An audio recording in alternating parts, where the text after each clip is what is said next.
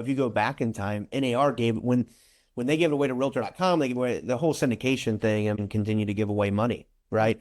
Off of our own proprietary, right, listings, which is insane. But you also have to look at it from consumer facing. So like it or not, Zillow and some of the other ones do get the most eyeballs. And if that's the case, and that can help your seller sell for the most amount of money, you got to be there. But here's the deal. Zillow is actually I believe Zillow's trying to cut the agent out too. Oh.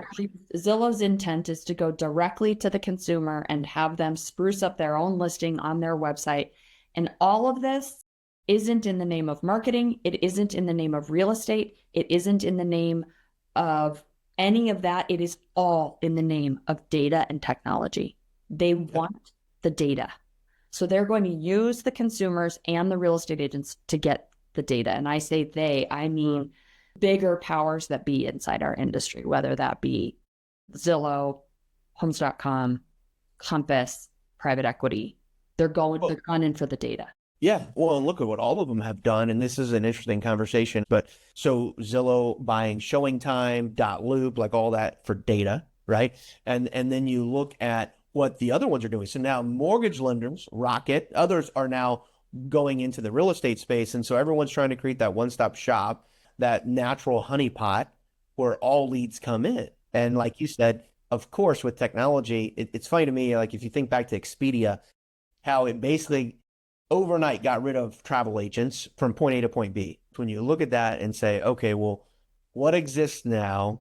What's going to exist in the future? But like going back to Expedia, they got rid of the travel agent. They weren't able to do that for real estate because this isn't a $500 to $5,000 investment. This is usually someone's biggest investment they'll ever make. There's so much emotion involved. And so like you said, it's expensive. It's unique. You got to leverage AI. You got to leverage technology as a real estate agent and company to provide not only the best service, but give the best options to your client. And so I don't see that going away. I thought years ago we would see a commission compression.